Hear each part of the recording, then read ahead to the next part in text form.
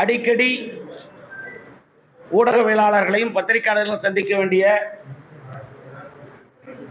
கட்டாயம் பாரதிய ஜனதா கட்சியினுடைய முன்னணி தலைவர்களுக்கு சமீப காலமாக ஏற்பட்டிருக்கிறது. தமிழகத்தினுடைய ஆட்சி பொறுப்பில் இருக்கிற திராவிட முன்னேற்ற கழகம் செய்கிற தவறுகள், அதுவும் குறிப்பாக முதலமைச்சர் பொறுப்பில் இருக்கிற மு.க. ஸ்டாலின் அவர் பொறுப்பேற்றிருக்கக்கூடிய காவல்துறை, அந்த காவல்துறையின் கையாளாகத்தனம், தமிழகத்தினுடைய காவல்துறை ஒரு காலத்திலே ஸ்காட்லாந்து யார்டுக்கு இணையாக பேசப்பட்ட காவல்துறை இன்றைக்கு படு கேவலமாக அதனுடைய ஏடிஜிபியே மிக உயர்ந்த பொறுப்பில் இருக்கிற ஒருவரே, அதுவும் அவர் காவலர் பணியிலே சீருடையில் இருக்கிற போதே நீதிமன்றத்தின் வாசலிலே அவரை கைது செய்து அனுப்ப வேண்டிய கட்டாயம் நீதித்துறைக்கு வந்திருக்கிறார். இதற்கெல்லாம் முழு பொறுப்பு இதே இடத்திலே நாம் பலமுறை சொன்னோம். நீதிமன்ற வாசலிலேயே கொலை செய்யப்படுகிற நிகழ்ச்சி நடைபெறுகிறது, காவல் நிலையம் தாக்கப்படுகிற நிகழ்ச்சி நடைபெறுகிறது. குறிப்பாக நம்முடைய கொங்கு மண்டல பகுதியில் தோட்டங்களிலே குடியிருக்கிற வயோதிகர்கள் மர்டர் ஃபார் கெயின், வருமானத்திற்காக கொலை செய்கிற நிகழ்வு. அதே போல சொந்த விரோதம் எதுவுமின்றி, காரணமே இன்றி கொலை செய்யப்படுகிற கொலை குற்றங்கள், அதுவும் குறிப்பாக தமிழகத்துடைய முதலமைச்சர் எப்போதெல்லாம் பெரிய சுற்றுப்பயணத்தை நடத்துகிறாரோ, புலியை பார்த்து பூனை சூடு போட்ட கதையாக பாரத பிரதமர் நரேந்திர மோடி உலகளவில் உலகத்தின் பல நாடுகளில் இந்திய வம்சாவளியினரை தான் செல்லுகிற பாதையிலே ரோட் ஷோவிலே அந்த மக்களை பார்த்து அவர்களுடைய வரவேற்பை கண்டுகளிக்கிற விதமாகவும், அந்த நாட்டிலே வாழுகிற நம்முடைய இந்திய வம்சாவளியினர் எப்படி வாழுகிறார் என்று அவர்களை இவர் பாசத்தோடு பார்க்கிற அந்த பதிவான பார்வைகள், அதே போல் நம்முடைய உள்நாட்டிலே பல்வேறு மாநிலங்களுக்கு சுற்றுப்பயணம் மேற்கொள்கிற போது பாரத பிரதமருடைய அந்த ரோட் ஷோவை எல்லாம் பார்த்துவிட்டு, அதே போல நாமளும் மயில் தோகை விரித்து ஆடுகிற போது வான்கோழிகளுக்கு இழுத்துக்கிட்டு ஆடுது, அதை போல நானும் ரோட் ஷோவை நடத்துகிறேன் என்று சொல்லி தன்னுடைய கட்சி நிர்வாகம், அரசு இயந்திரம், மாவட்ட ஆட்சித்தலைவர் ஆள் பிடித்துக் கொண்டிருக்கிறார். லாரி வைத்து நின்று கொண்டு லாரியில் ஆள் ஏறுகிறார்களா கேட்டால் பயனாளிகள் பெனிபிஷரியை சேர்த்துறோங்க. கலெக்டருக்கு வேலை லாரியில் ஆள் ஏற்றுற வேலை தமிழ்நாட்டில் நடக்கு. அந்த படம் மட்டும் வெளியே வந்ததுன்னா உடனே அதை வீடியோ எடுத்து வெளியே விடுறோன்னா மறுநாளே அப்படி போய் மிரட்டுற வேலை. தாசில்தார்லாம் பாருங்க, கையில பையி ஒரு பையோட போய் நிக்கிறான்.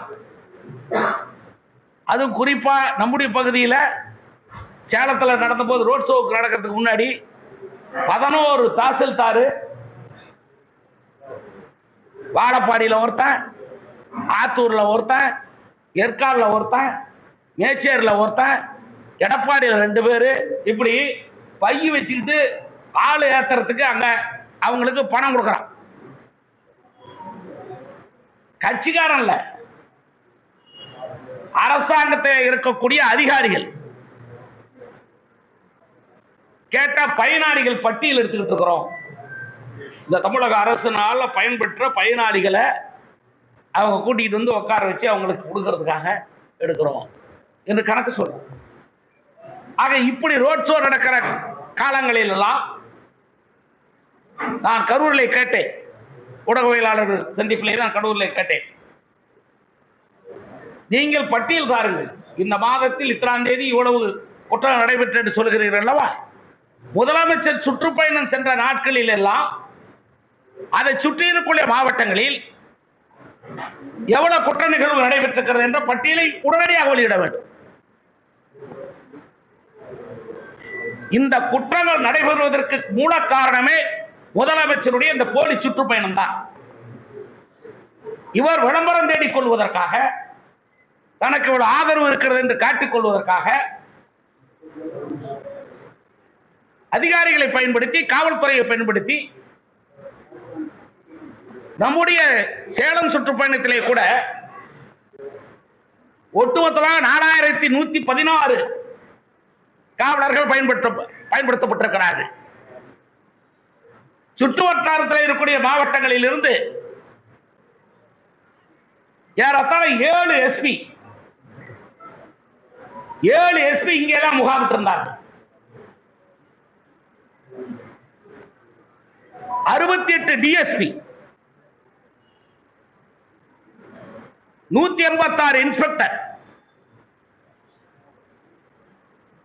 சப் இன்ஸ்பெக்டர் கணக்கு எனக்கு வரவில்லை.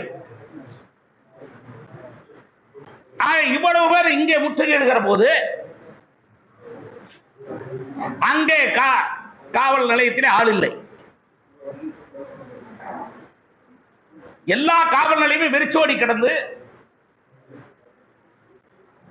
மைக் வாக்கி டாக்கியில பேசுவதற்கு மட்டும் ஒரு காவலர் அங்கே உட்கார வைத்திருக்க சூழ்நிலை ஏற்பட்டது. இந்த நிலை இதுவரை நடைபெறவில்லை.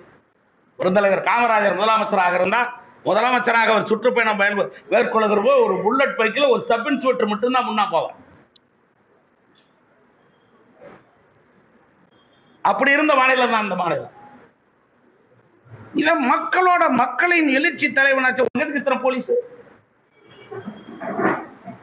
உனத்துக்கு ஒரு போலீஸ் உனக்கு எதுக்கு? அக்கோட போய் நில்லு. உன் தங்கச்சி தானே கேட்டுச்சு. திருப்பதி உண்டியலுக்கு எதுக்கு போலீஸ்? உன் தங்கச்சி கேட்டுச்சு. சாமி மேல பக்தி இருக்குது, அவன் வந்து போட்டு போறான், அந்த உண்டியலுக்கு எதுக்கு போலீஸ்? உன் தங்கச்சி கேட்டுதா இல்லையா? உனக்கு மான ரோசம் சூடு சொல்றது இருக்கா? நீ மக்கள் செல்வாக்கு படைச்சவன் தானே, உனக்கு எதுக்கு போலீஸ்? மக்களை உனக்கு சொல்லட்டும், உங்களை மக்களை உனக்கு பாதுகாப்பு கொடுக்கட்டும். நீ போலீஸ பூரா உன் சுற்றுப்பயணத்தை கூடுறதுனாலதான் நீ சைக்கிள்ல போறதுக்கு 100 போலீஸ் வருது.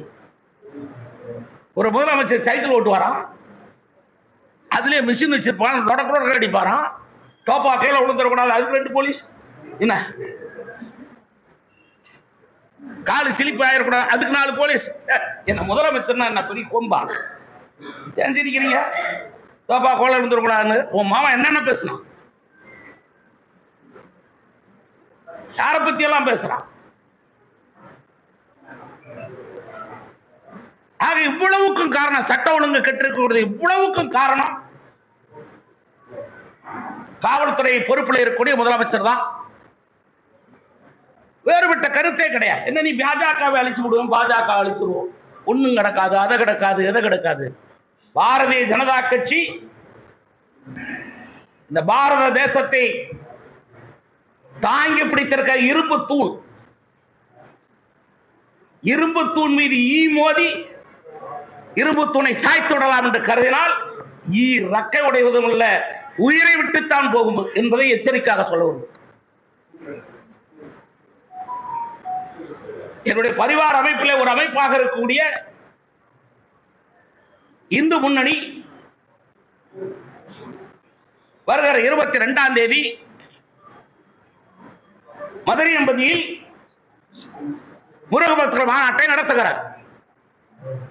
அனைத்து பரிவார அமைப்புகளும் அதில் இணைந்து பணியாற்றுகிறோம். அரசியல் இயக்கமாக இருக்கக்கூடிய பாரதிய ஜனதா கட்சி இதில் பெரும்பங்கு வகித்து அந்த மாநாட்டை வெற்றி பெற செய்வதற்காக எங்களுடைய நிர்வாகிகள் அத்தனை பேர் உழைத்துக் கொண்டிருக்கிறார். எதற்காக இப்படி ஒரு ஆர்டர்? நாங்கள் காவல்துறையிடம் பர்மிஷன் வாங்கி கொண்டுதான் எங்க காரே ஓட்டணுமா?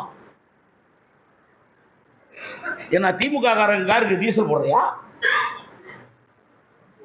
இல்ல கார் வாங்கி நீ கொடுத்துருக்கிறியா?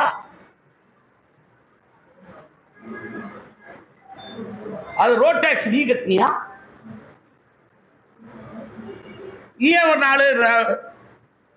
நாலு தடுப்பு நிறுத்திக்கிற ஒவ்வொரு டிஸ்ட்ரிக்ட் எல்லையிலையும் எங்க போறீங்க? எங்க போனா உனக்கு என்னையா? அதை கேட்க யாரு? உனக்கு கொடுக்கப்பட்ட அதிகாரம் முதலமைச்சர் அதிகாரம், உன்னுடைய துறை காவல்துறை. உன் காவல்துறைக்கு இந்த அதிகாரத்தை கொடுத்தவர் யார்?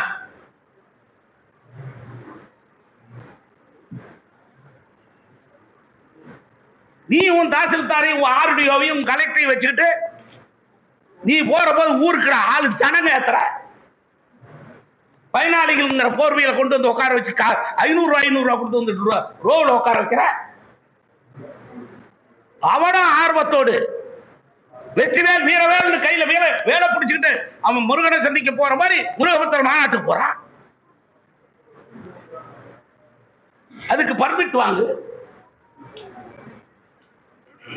எங்க ஆளுகளை இன்னைக்கு பூரா நாடு முழுவதும் இதுக்கு போய் எஸ்பிகளை பார்க்கறது, டிஎஸ்பிகளை பார்க்கறது. எவ்வளவு கேடுகட்ட ஆட்சி, எவ்வளவு கேவலமான ஆட்சி. என்னைக்காவது இதுவரை எந்த நிகழ்ச்சிக்காகவும் புறப்படுற இடத்திலே இருந்து அதற்கு தடை போடுகிற நிகழ்வு நடந்திருக்கா? மதுரைக்கு போறதுக்கு வாழப்பாடியில் இருக்கிறோம் அனுமதி வாங்கணும். என்ன கேட்கறதுக்கு ஆள் இல்ல. நீ அடிக்கிற கொள்ளையில பங்கு கொடுத்த அதிகாரிகளை உன் பக்கம் வச்சுக்கிட்டு உட்கார்ந்து இருக்கிற. ஏன்னா வாங்கி கொடுக்கிறோம் அவன் தான். அதனால முதலமைச்சர் இன்றைக்கு சொல்ல போனா ஒரு மிகப்பெரிய ஊழல் சாத்தான். தமிழகத்திலே முதலமைச்சர் மு.க. ஸ்டாலின் இந்திய துணைக்கண்டத்தின் ஊழல் சாத்தான். காவல்துறையை தவறாக பயன்படுத்தி முருகபுத்திர மாநாட்டை பங்கப்படுத்தி விடலாம், குறைத்து மதிப்பிட்டு விடலாம் என்று கருதுகிறார். எச்சரிக்கிறேன். நெருப்பை உன் அதிகாரம் என்ற கந்தல் துணி போட்டு மூட நினைத்தால் உன் அதிகாரம் என்ற கந்தல் துணி எரிந்து போகுமே தவிர நெருப்பு அணையாது. முருகபுத்திர மாநாடு மிக சிறப்பாக நடைபெறும். மக்களின் பெரு ஆதரவோடு எழுச்சியோடு நடைபெறும். அதற்காக இன்றைக்கு எல்லா பகுதிகளிலும் பட்டி தொட்டி எல்லாம் இன்றைக்கு இதே நேரம் நான் முருகபுத்திர மாநாட்டை பற்றி பேசுகிற இதே நேரம் ஆறுபடை வீட்டையும் மதுரை பாண்டி கோயில் அருகிலே இருக்கிற மைதானத்திலே அமைத்து 6 படை வீடுகளில் இருந்து பூஜை செய்யப்பட்டு வந்த வேலுக்கு இப்பொழுது பூஜை நடைபெற்றுக் கொண்டிருக்கிறார். 6:30 மணிக்கு தொடங்கிய பூஜை 8 வரை நடைபெறும். ஆக முருகனை பார்த்துக் கொண்டிருக்கிறார். சூரனை சம்ஹாரம் செய்ததை போல 2026 திமுக ஆட்சியை முருகன் சம்ஹாரம் செய்வார்.